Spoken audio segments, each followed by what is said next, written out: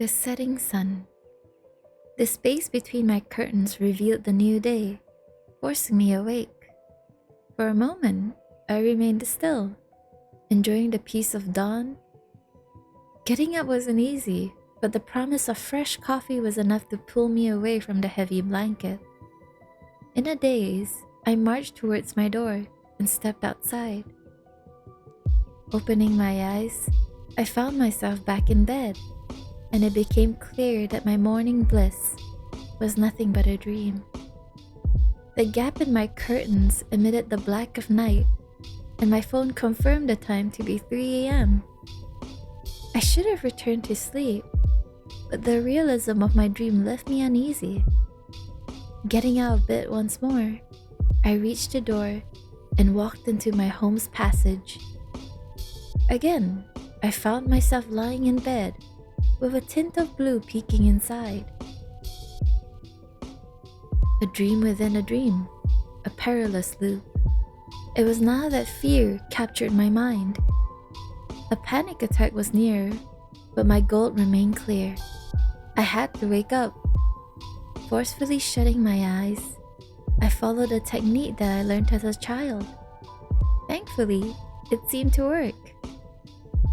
The golden hue of an ending day revealed itself. I remember thinking that I must have fallen asleep when I rested after lunch. Lurching from the clutches of my bed, I darted for my window, ripping the curtains apart. The view of the outdoors was expected, although the orange glow of the setting sun was unlike anything I had witnessed before. It felt as though all worries were lifted from my soul, a childlike emotion with an addictive allure. The experience left me unsettled. I was scared to remain in my room for the rest of the day, so I decided that my exit was long overdue. To my surprise, the opening of the entrance was followed not by an empty passage, but rather by the revelation that at the end of the corridor stood a stranger in my home.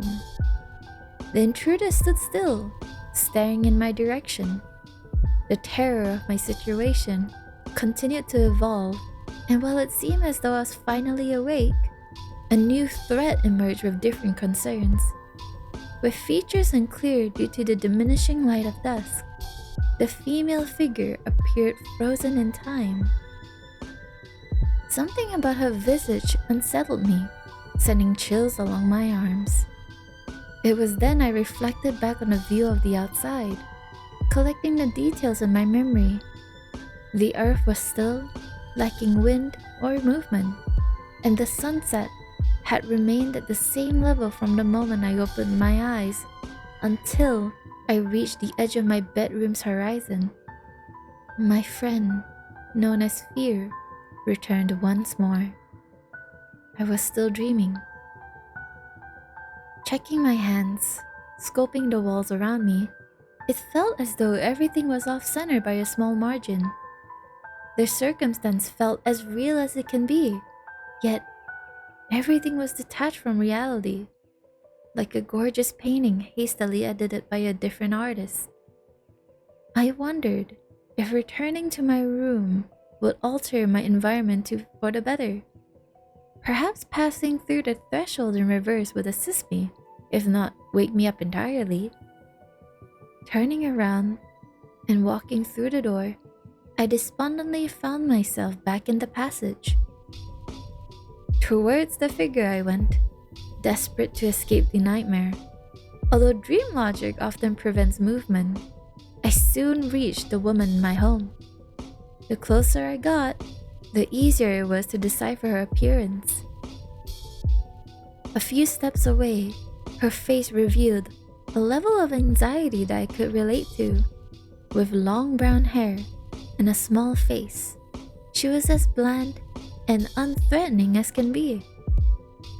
Unclear what to say, I landed on, "What are you doing here?" as though such a question would impact the nature of what was almost certainly a nocturnal hallucination. Her response startled me and left me in shock. With a sweaty brow, she glanced over and said, I'm just trying to wake up. As far as I knew, shared dreams were a fairy tale at best. Our minds are not some kind of otherworldly train station for our souls passing through to the next day. Or so I thought. What followed was a lengthy discussion about the events unfolding for each of us. She explained that she had been roaming the streets of her dream for hours, describing a row of empty buildings. It seems as though mine was the first to contain an occupant. Was she a specter of my mind, or was she truly visiting my dreams? All I knew for sure was that I had to wake up, so I decided to formulate a plan with a person who very well could have been a fragment of my imagination. She explained that she had been trapped in a dream before, with the only escape route being death. Dying in a dream will force your mind awake, she explained.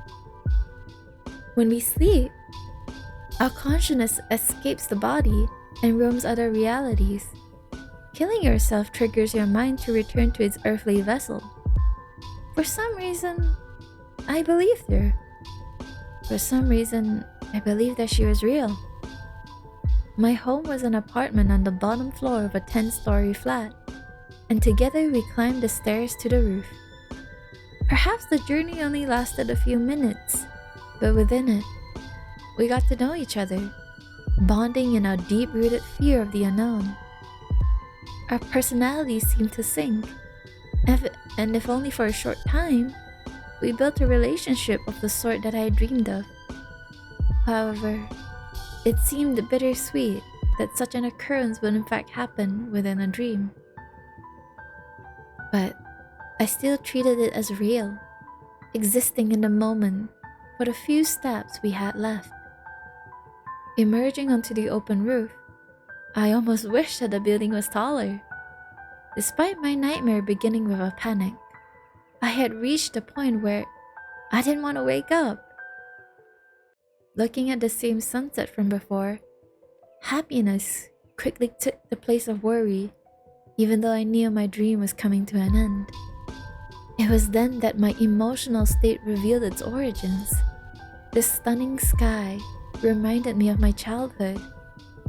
I remembered looking at the escaping sun when I was a small boy, fascinated by its beauty and comforted by the feeling it provided. For the first time since then, I felt safe.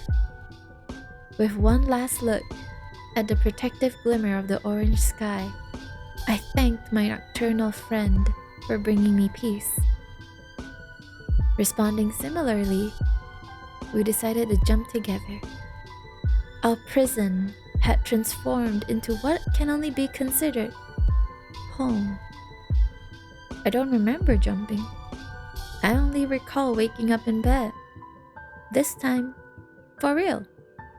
It's been 3 years since the experience, and while a few dreams have been close, none have brought me the joy of standing on top of the world alongside her. And while I know that she might not be real, I look forward to each night, yearning for the world better than my own, searching for the setting sun.